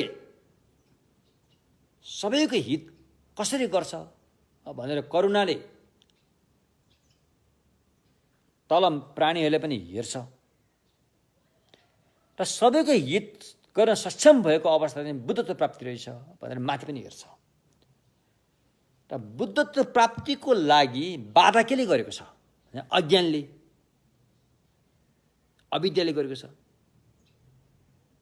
त्यो अज्ञान अविद्या चाहिँ झुठो, खोक्रो, नक्कलीलाई सक्कली भनेर पक्रेर बसेको छ। त्यसलाई हटाउनको लागि चाहिँ तपाईँले चाहिँ सच्चाइको दर्शन पाउने ज्ञान हुनु पर्यो। त्यसलाई भन्छ प्रज्ञा। हो त्यो प्रज्ञाले चाहिँ ठुलो भूमिका खेल्छ। करुणाले आँटेको काम चाहिँ प्रज्ञाले पुरा गर्छ हैन। तसर्थ अनि यस्तो किसिमले 5 मार्ग पुरा हुन्छ अरे। त्यसरी नै बुद्धिचित्त पनि 2 किसिमका छन् हैन। व्यावहारिक बुद्धिचित्त, पारमार्थिक बुद्धिचित्त। व्यावहारिक बुद्धिचित्त सँग चाहिँ करुणा उपायको रूपमा रहेको हुन्छ भने पारमार्थिक बुद्धिचित्तमा चाहिँ प्रज्ञा चाहिँ व्यावहारिक बुद्धिचित्तमा करुणाले चाहिँ बिउको भूमिका खेल्छ र पारमार्थिक बुद्धिचित्तले चाहिँ त्यसको चाहिँ कारण मलजल गरे जस्तो त्यसको भूमिका खेलेपछि अनि भूमि प्राप्त हुन्छ। कुरो बुझ्नुभयो? भूमि र मार्ग दुईटा छ नि। मार्ग प्राप्त हुनुको लागि चाहिँ पारमार्थिक बुद्धिचित्तले बिउको भूमिका खेल्छ, त करुणाले मलजलको भूमिका खेल्छ र त्यसबाट 5 मार्ग पुरा हुन्छ। 5 मार्गको साधना पुरा गर्छ। अब भूमि चाहिँ 10 भूमि कसरी पुरा हुन्छ भन्दाखेरि व्यावहारिक करुणाले बिउको भूमिका खेल्छ भने प्रज्ञाले सहयोगीको भूमिका खेल्छ र अनि 10 भूमि पार हुन्छ। कुरो त्यही हो। मार्ग पार हुनुको लागि चाहिँ करुणाले सहयोगको भूमिका निभाउँछ भने प्रज्ञाले बिउको भूमिका निभाएर 5 मार्ग पार हुन्छ, पुरा हुन्छ भने भूमि प्राप्त गर्नको लागि चाहिँ करुणाले बिउको भूमिका निभाउँछ र अनि प्रज्ञाले सहयोगीको भूमिका निभाएर 10 भूमि पार हुन्छ। हो यस्तो किसिमले यो पार भइसकेपछि अनि पाउनुपर्ने अन्तिम के त भने 2 काया, 2 कायाको पदप्राप्ति रे हैन। करुणाबाट अभ्यास गर्दै जाँदाखेरि रूप काया प्राप्ति हुन्छ र त्यही करुणाले धम्म कायाको लागि मद्दत दिन्छ। प्रज्ञाको अभ्यास हुँदै गएपछि धम्म काया प्राप्त हुन्छ र त्यही प्रज्ञाले रूप काया प्राप्ति हुनलाई मद्दत दिन्छ। यी दुईटा चाहिँ एक अर्काका पूरक हुन्। हो यस्तो किसिमले अनि भोलि गएर बुद्धत्व सुरुको अभ्यासमा पनि दुईटा आधार पनि दुईटा भए, त्यो दुईटा आधारमा टिकेर अभ्यास पनि दुईटा भए, त्यो दुईटा अभ्यास गरेर फल पनि दुईटा भए, त्यो दुईटा फल पाउनु पर्यो।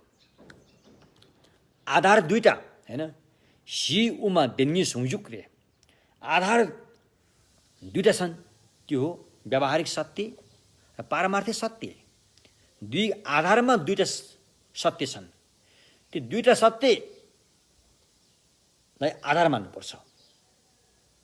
त्यसलाई आधार मानेर अभ्यास पनि त्यहाँ दुईटा छन् र त्यहाँ पुण्य सम्हार, अर्को ज्ञान सम्हार, या त एउटा उपाय कौशल, एउटा उपाय भयो, एउटा प्रज्ञा भयो, त्यसले अभ्यास गर्दछ र त्यसले अभ्यास गरे बापत पाउने चाहिँ दुईटा छ, एउटा भगवानको रूप काया, एउटा धम्म काया। तसर्थ भूमि मार्ग फल भन्ने कुरा यो हो। भूमि आधार, 2 आधारमा रहेर 2 किसिमको पुण्य र ज्ञानलाई आर्जन गरेर 2टा भगवानको रूप काया र धम्म काया प्राप्त गर्नु हो। यही हो हाम्रो जीवनको लक्ष्य नै यही हो। बोधिसत्वहरूले चाहेको पनि यही हो। अब रूप काया र धम्म काया प्राप्त भएपछि गर्ने के भनेको अरूको हित गर्ने, अरूको उद्धारको लागि नै हो। त्यो आफ्नो स्वार्थ के पनि त्यहाँ हुँदैन, मात्र अरूको लागि। आफ्नो स्वार्थको लागि बुद्ध हुने हो भने त्यसलाई हिनयान भनिन्छ। अरूको हितको लागि बुद्धत्व प्राप्त गर्ने हो भने त्यसलाई माया भनिन्छ। त्यो त्यसकारण मात्र अरूको हितको लागि नै बुद्धत्व प्राप्त गर्ने हो, न कि आफ्नो हितको लागि। त आफ्नो हित त आफसाफ भइसक्यो हुन्छ। त्यहाँ जब हामी अरूको हित गर्न पुग्छौँ, आफ्नो हित त आफसे आफ हुन्छ। खोर्सानीको बिउ रोपे तापनि, रोपेपछि झारको बिउ नरोपे तापनि झार आफै फले जस्तै अरूको हित गरेपछि आफ्नो हित र सुख त त्यहाँ नआओस् भने पनि आइ नै हाल्छ। के अरे आइ नै हाल्छ, हामीले पाइ नै हाल्छौँ। यसमा तपाईँले कुनै पनि शङ्का गर्नु पर्दैन कि मैले अरूको हित गरेर, अरूको उपकार गरेर मेरो हानि होला कि मेरो हित नहोला कि भनेर तपाईँ नसोचिनुहुन्छ। यो त्यो त प्रकृतिले पाउने देन हो। त्यसलाई तपाईँले चाहिँ एकदम आसक्ति गरेर मैले किन पाइनँ भनेर नारी निमुट्नु पर्ने जरुरी चाहिँ छैन। हो यस्तो किसिमले भयो। अब यसपछि अनि बुद्ध हुँदाखेरि के कस्तो घटनाहरू हुन्छन् भन्ने कुराहरू आउँछ। हो यो चाहिँ अब आउने के अरे माया सूत्र अलङ्कारलाई नै हामीले मूल रूपमा अगाडि बढाउनेछौँ। यहाँ थोरै मात्रै भन्नुपर्दाखेरि अनि महायान सूत्र अलङ्कारको अभ्यास 10 बुन्दा मध्ये अहिले हामी कुन बुन्दामा आइपुग्यौँ त भन्दाखेरि अहिले हामी चाहिँ 7औं बुन्दामा आइसक्यौँ। 6औं बुन्दासम्म लगभग सक्यो। अब 7औं बुन्दामा चाहिँ अनि फलको बारेमा बताइन्छ। फलको बारेमा अभ्यास साधनाहरूलाई चाहिँ हेतु भनिन्छ। त्यो अभ्यास साधना हेतु भएपछि प्राप्त हुने फल चाहिँ के त भनिन्छ। अब त्यसपछि फलको बारेमा चाहिँ यहाँ भनिन्छ। फलको बारेमा भन्दाखेरि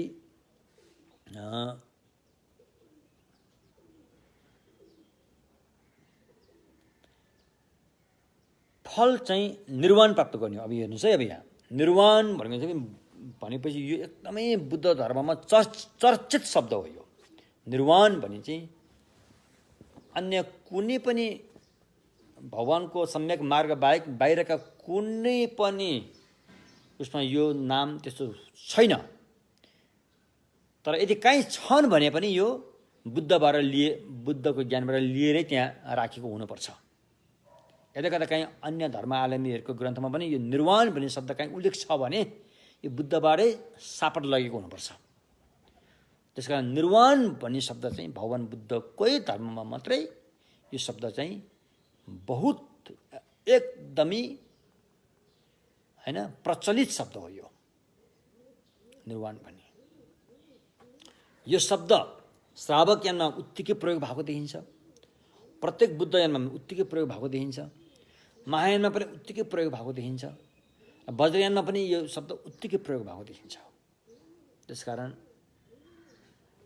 श्रावक यानमा निर्वाण एक किसिमले भन्ने हो भने दुई किसिमको हुन्छन्, सोपदेशिस निर्वाण अनि निरुपदेशिस निर्वाण भनिन्छ। भोट भाषामा लाक्चेकी न्याङदे लाग्मेकी न्याङदे रे। लाक्चे भनेको अवशेष छ रे, अवशेष बाँकी रहेर पनि निर्वाण प्राप्त भइरहेको हुन्छ। त्यो अवस्थालाई लाक्चेकी न्याङदे सोपदेशिस निर्वाण रे हैन। क्लेश त सकियो, क्लेश त पुरै सकियो, तर दुःखको अवशेष अझै पनि बाँकी रहेको छ भने जस्तो अरहत त जिउँदो रहेको अवस्था, त्यसलाई चाहिँ सोपदेशिस निर्वाण भनिन्छ।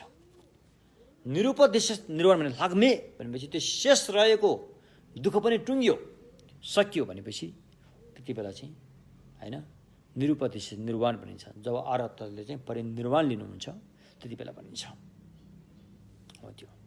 अब महायानमा आएर अर्को एउटा थपिएको छ यहाँ निर्वाण, अप्रतिष्ठित निर्वाण रे।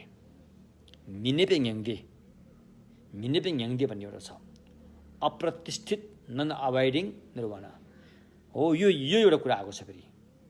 यो चाहिँ सम्यक्षम बुद्धत्व हुँदाखेरि चाहिँ अब आर्य बोधिसत्वहरूले प्राप्त गर्ने अन्तिम बिन्दु भनेको चाहिँ यो प्राप्त गर्नु हो, जसलाई भनिन्छ अप्रतिष्ठित निर्वाण। रहेको पनि होइन हैन, यता पनि रहेको हुँदैन, यता पनि फसेको हुँदैन, उता पनि खसेको हुँदैन, यस्तो अवस्था हो यो। यता पनि फसेको हुँदैन भनेको अर्थ भव संसारमा पनि ऊ फसेको हुँदैन, उता पनि खसेको हुँदैन, उता श्रावकको अरहत्तमा पुग्ने ढङ्गले खसेको पनि हुँदैन। यो दुवैबाट मुक्त भएर अनि ऊ चाहिँ कहाँ रहेको हुन्छ भन्दाखेरि अप्रतिष्ठित निर्वाणमा रहेको हुन्छ अरे। यता पनि फसेको हुँदैन भव संसारमा, किनकि उसँग प्रज्ञा छ, प्रज्ञाले भव संसारको जरैदेखि उसले काटिसकेको छ। उता पनि खसेको हुँदैन किनकि उसँग महाकरुणा छ, महाकरुणाले चाहिँ भव संसारको अन्तसम्म रहिरहेर काम गरेको हुन्छ। जस्तो अरहत परिनिर्वाण नहुन्जेसम्म त अरूको हित प्रशस्त गर्नुहुन्छ अरहतहरूले, जब ऊ परिनिर्वाण भइसकेपछि अरूको हित गर्न गाह्रो हुन्छ। तर आर्य बोधिसत्व जब बुद्धत्व प्राप्त हुँदाखेरि चाहिँ उनीहरू चाहिँ यस्तो अवस्थामा रहेको हुन्छ कि उनीहरूको चित्त यस्तो अवस्थामा त्यो ज्ञान चाहिँ यस्तो अवस्थामा रहेको हुन्छ कि उता संसारमा फसेको पनि हुँदैन, निर्वाणमा खसेको पनि हुँदैन। र त्यो यस्तो अवस्था हो जसलाई भनिन्छ अप्रतिष्ठित निर्वाण। यो हो बोधिसत्वले अन्तिम प्राप्त गर्नुपर्ने बिन्दु भनेको चाहिँ यो हो हैन। मिनेपे न्याङले देपा अप्रतिष्ठित निर्वाण। अब यो चाहिँ विशेष गरेर महाकरुणाले चाहिँ एकदमै त्यो भूमिका खेलेको हुन्छ। करुणा मात्र भएर अलि पुग्दैन, यसमा महाकरुणा चाहिन्छ। यो महाकरुणा हुनलाई पहिला आफू सक्षम हुनुपर्छ, अनि यो काम सक्षम हुन्छ। त्यसकारण 10 पारमीको साधना हैन, धेरै समय लाएर 10 पारमीको साधना पुरा भएपछि अनि 11औं भूमिमा चाहिँ यो अवसर प्राप्त हुन्छ, जसलाई भनिन्छ अप्रतिष्ठित निर्वाण। अब त्यो कस्तो हो त भन्दाखेरि यस्तो हो भनेर यहाँ भन्न सक्ने अवस्था हुँदैन। हामी जस्तो एउटा चाहिँ जुनकिरीको किरणले घामको किरणको अगाडि व्याख्या गर्नु भनेको हैन, घामको अगाडि बसेर घामलाई नै घामको बारेमा एउटा जुनकिरीले व्याख्या गर्न थाल्यो भने त्यसलाई त्यो सुहाउँदैन, उचित ठानिँदैन। त्यस्तै अप्रतिष्ठित निर्वाणको बारेमा हामी जस्तो किरोले जस्तो चाहिँ महान अवस्थाका कुरा गर्न थाल्यौँ भनेदेखि त्यो उचित हुँदैन। त नभए तापनि यसलाई बताएन भने फेरि व्यक्तिहरूले बुझ्दैनन्। अब यसलाई चाहिँ विभिन्न दृष्टान्त दिएर, उदाहरण दिएर, उपमा दिएर, नमुना दिएर बताउनु पनि पर्ने हुन्छ हैन। तिनी कुरालाई लिएर हामीले अब अलिकति मोटामोटी रूपमा भनौँ हैन। त्यसकारण अब सम्मासन बुद्धत्व प्राप्त हुनु भनेको अप्रतिष्ठित निर्वाण प्राप्त गर्नु हो। बुझ्नु भने के, म यहाँबाट के भन्न चाहन्छु भन्दाखेरि हाम्रो श्रावक ज्ञानको हेराइबाट, श्रावक ज्ञानको मात्रै होइन, श्रावक ज्ञानको सिद्धान्तको हेराइबाट हेर्ने हो भने अब शाक्यमुनि भगवान बुद्ध जब उहाँको कुशीनगरमा परिनिर्वाण भयो, अब सकियो। त्यो उपरान्त अब कसैले पनि शाक्यमुनि बुद्धलाई जिउँदो अवस्थामा भेट्ने अवस्था रहन्न। उहाँलाई एउटा आस्थाको रूपमा हेरिन्छ। आस्थाको रूपमा हेरेर केही पूजाहरू पनि गरिएला, सम्मान गरिएला, त्यो आफ्नो ठाउँमा छ, त्यो हिसाबले गरिन्छ हैन। अनि उहाँको अष्टधातुहरूलाई पनि सम्मान गरिन्छ। तर अब शाक्यमुनि बुद्धलाई जिउँदो भेटिन्छ कि भेटिँदैन भन्दाखेरि त्यो सम्भव रहँदैन, त्यो कुराहरू त्यस्तो हुँदैन। तर यो महायानमा चाहिँ शाक्यमुनि बुद्ध जब कुशीनगरमा परिनिर्वाण प्राप्त गर्नुभयो, त्यो गर्नु भनेको हामी जस्तो अल्छी आलसी व्यक्तिहरूलाई जागर जगाउनको लागि, उत्साह पैदा गर्नको लागि उहाँले त्यो एउटा लीला मात्र देखाएको हो अरे। सम्मासन बुद्ध भइसकेपछि यत्रो 10 पारमी पुरा गरेर 35 वर्ष मात्रै प्राणीको हित गरेर अनि यसरी चाहिँ टुङ्गिनु भन्ने कुरा चाहिँ उचित होइन भन्ने कुरा आयो महायानमा। त्यसैले महायानमा चाहिँ के कुरा आयो भनेदेखि भगवान बुद्धको 3 कायको कुरा आयो हैन। 3 कायको कुरा आयो। अब श्रावक ज्ञानको सिद्धान्त अनुसार भगवानको धम्मकाय र रूपकायको मात्रै कुरा हुन्छ र महायानमा चाहिँ भगवानको धम्मकाय र निर्माणकायको बिचमा फेरि अर्को के आयो त, सम्भोगकाय आयो। त्यसकारण त्रिकाय 3 काय भयो र त्यो सम्भोगकाय भने यस्तो अवस्था हो, त्यो महाकरुणाको अन्तिम बिन्दुको अवस्था हो। सम्भोगकाय भनेको चाहिँ अनि निर्माणकायले जस्तो कहिले पनि यसरी परिनिर्वाण भएर टुङ्गिँदैन अरे।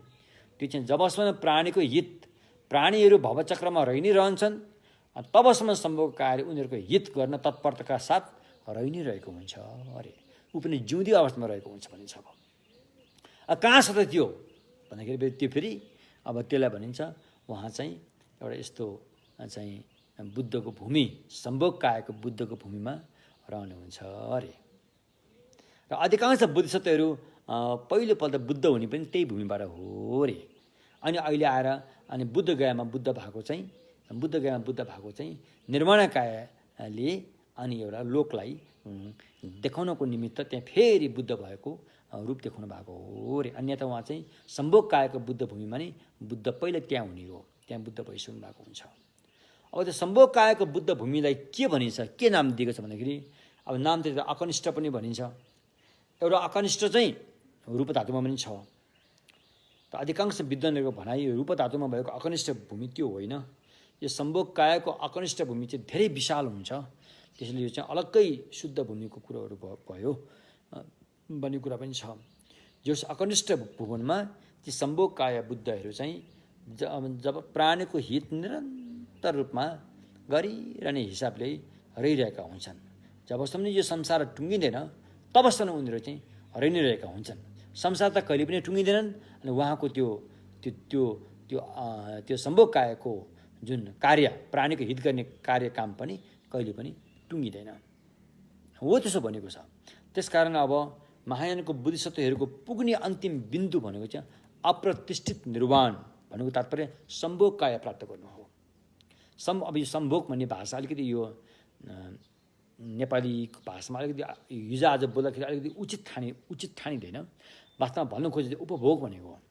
उपभोग गर्ने काया भएकोले सम्भोग काया। उपभोग भनेको चाहिँ अब त्यहाँ चाहिँ 5 किसिमका विशेष किसिमको उपभोग गरिन्छ। ती सम्भोग काया बुद्धले 5 किसिमको विषयलाई उपभोग गर्ने भएकोले त्यहाँ चाहिँ सम्भोग काया भनेको। त्यहाँ चाहिँ आयुको उपभोग हुन्छ, त्यहाँ आफ्ना परिषद बोधिसत्वहरूको त्यो उपभोग हुन्छ हैन। त्यहाँ चाहिँ धम्म देशना हैन बोधिसत्वको नै विषयलाई चाहिँ धम्म देशना गर्ने भएकोले त्यसको उपभोग हुन्छ। त्यहाँ शारीरिक उपभोग भनेको चाहिँ 32 लक्षण र 80 अनुव्यञ्जनले सम्पन्न भएको शरीर प्राप्त हुने भएकोले त्यसको उपभोग हुन्छ। त्यसो गरेर 5वटा उपभोगहरू त्यहाँ हुने भएकोले त्यसलाई सम्भोग काया भनेको हैन। अब अहिले हामीले फेरि यहाँ सम्भोग भन्दाखेरि अधिकांश अहिलेको नेपालीहरू चाहिँ अनि यो के अरे यो शारीरिक सम्बन्धलाई पनि सम्भोग गर्ने भन्नेमा बढी प्रयोग भएको हुन्छ। तर त्योसँग सरकार होइन, यो त्योसँग कुरो होइन। यो चाहिँ उपभोग गर्ने कुरालाई चाहिँ संस्कृत भाषामा सम्भोग भनिएको मात्रै हो। त्यो सम्भोग काया बोधिसत्वको अन्तिम पुग्ने बिन्दु भनेको चाहिँ त्यो अवसर मतलब त्यो अवस्था प्राप्त गर्नु हो, जसलाई भनिन्छ त्रिकायामध्ये सम्भोग काया। अब सम्भोग काया प्राप्त गर्नलाई धम्मकाया प्राप्त गर्नु पर्यो। अनि धम्मकाया पनि त्यत्तिकै महत्त्वपूर्ण भयो। अब धम्मकाया प्राप्त गरेपछि सम्भोग काया प्राप्त साथसाथमा हुनुपर्छ। फेरि धम्मकाया पहिले प्राप्त गर्यो अनि सम्भोग काया त्यो होइन, यो तिनैवटा काया चाहिँ एकसाथमा प्राप्त गर्नुपर्छ हैन।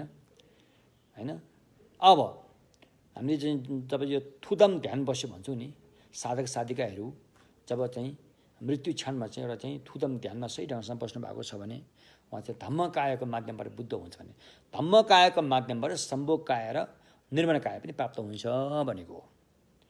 अब भारतमा पुगिसकेपछि फेरि हैन, भारतमा पुगिसकेपछि फेरि अनि सम्भोग कायाको माध्यमबाट बुद्धत्व प्राप्त हुन्छ अरे सम्भोग कायाको माध्यमबाट धर्म काया र निर्माण काया पनि साथसाथमा प्राप्त हुन्छ भनेको। जीवितै छँदाखेरि अब बुद्ध भयो भने हैन निर्माण कायाबाट प्राप्त हुन्छ भनेपछि निर्माण कायाको प्राप्तिको माध्यमबाट धम्म काया र सम्भोग काया पनि साथसाथमा प्राप्त हुन्छ भनेको हो। त्यसकारण यो महायानमा चाहिँ त्रिकायाको व्यवस्था छ, धम्म काया, सम्भोग काया र निर्माण काया हैन। हो यस्तो। अब सद्गुणहरू पनि यस्तै किसिमको हिसाब हुन्छ।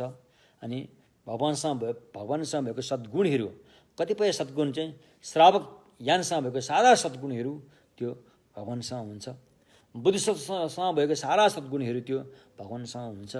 र भगवानको आफ्नै सद्गुण जसलाई आवेणिका धर्म भनिन्छ, जुन सद्गुण चाहिँ बोधिसत्व र श्रावकसँग पनि हुँदैन, मात्र यो चाहिँ भगवानको पद प्राप्त गर्ने हैन जब व्यक्ति बुद्ध हुन्छ उसले मात्र प्राप्त गर्छ।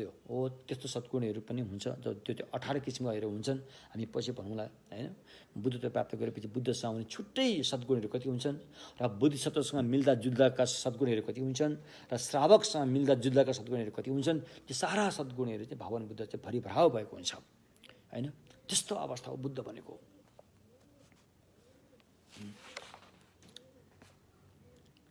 एवं प्रकारले अनि अब बुद्धको त्रिकाया भनिन्छ, कहिलेकाहीँ 4 काया भन्ने पनि उल्लेख गरेको पाइन्छ हैन। कतिले अब यो महायान अविस्मय अलङ्कार ग्रन्थमा चाहिँ 4 काया उल्लेख भएको छ भन्नेहरू पनि छन्।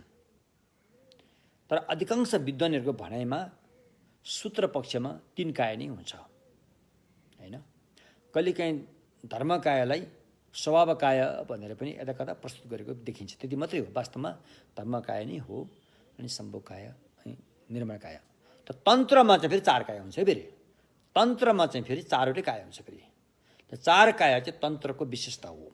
सूत्रमा चाहिँ 4 काया भनेर अलग अलग 4 काया भन्ने हुँदैन। तन्त्रमा चाहिँ 4 कायाको, वज्रयानमा चाहिँ 4 कायाको व्यवस्थाहरू त्यहाँ छन्।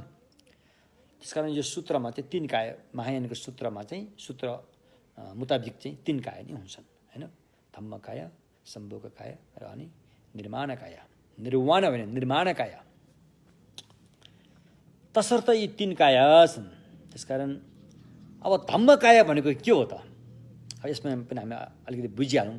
अब हामी त्यहाँ पुग्ने त कहिले थाहा छैन, कमसेकम नक्सा त तयार पार्नु पऱ्यो नि, रूपरेखा त बुझ्नु पऱ्यो नि त होइन धम्मकाया प्राप्त भयो यस्तो हुँदो रहेछ भन्ने कुरा गरेर चाहिँ त्यो हामीले बुझ्यौँ भने हामीलाई फाइदा छ नि त। त्यसबाट हामीलाई चाहिँ प्रेरणा जाग्छ, ओहो हामीले पनि धम्मकाया प्राप्त गर्न पायो भने कस्तो हुँदो रहेछ है भन्ने प्रेरणा जाग्छ होइन। पहिलो पाइला त चाल्यो नि त, पहिलो पाइला चालेपछि अनि बाँकी पाइला चाल्यो हो नि त। पहिलो पाइलै चालेको छैन भने त तपाईँ त्यहाँ कहाँबाट पुग्दैन नि त। त्यसकारण त्यहाँ पुग्ने एउटा प्रेरणाको स्रोत पनि हामीले थाहा पाउनु पऱ्यो।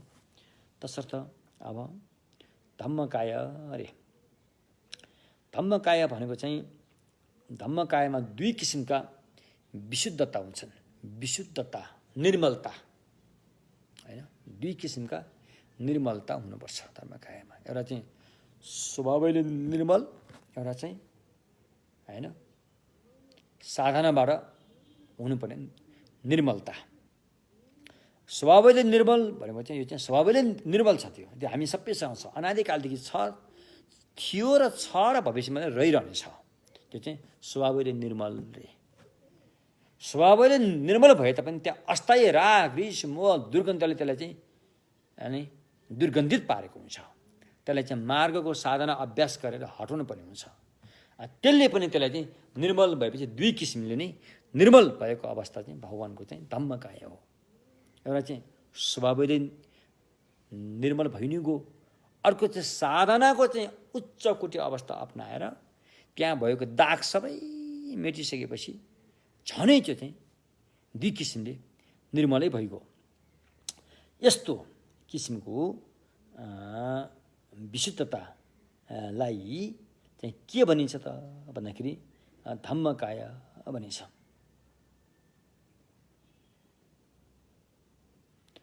बुद्धको काया होका चित्त मध्ये बुद्धको चित्त भनौँ न, भगवान् बुद्धको चित्त एक किसिम अलिकति बुझ्नुसरी होस् होइन। अन्त त्यसलाई हामीले चित्त भन्ने भाषा प्रयोग गर्दैनौँ, ज्ञान भनिन्छ, तर त्यसलाई चाहिँ चित्त काया होका चित्त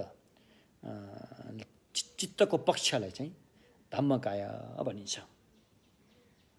वचनको पक्षलाई चाहिँ सम्भोगकाय भनिन्छ, शरीरको पक्षलाई चाहिँ निर्मलकाय भनिन्छ एक किसिमले है। यसरी बुझे पनि हुन्छ अहिले होइन। त्यसकारण अब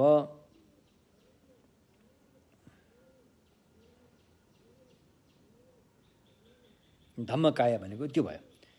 अब सम्भोगकाय भनेको चाहिँ होइन अकनिष्ठ भुवन रे, अकनिष्ठ भुवनमा नै उहाँको निवास हुन्छ, त्यो स्थानको विशेषता भयो।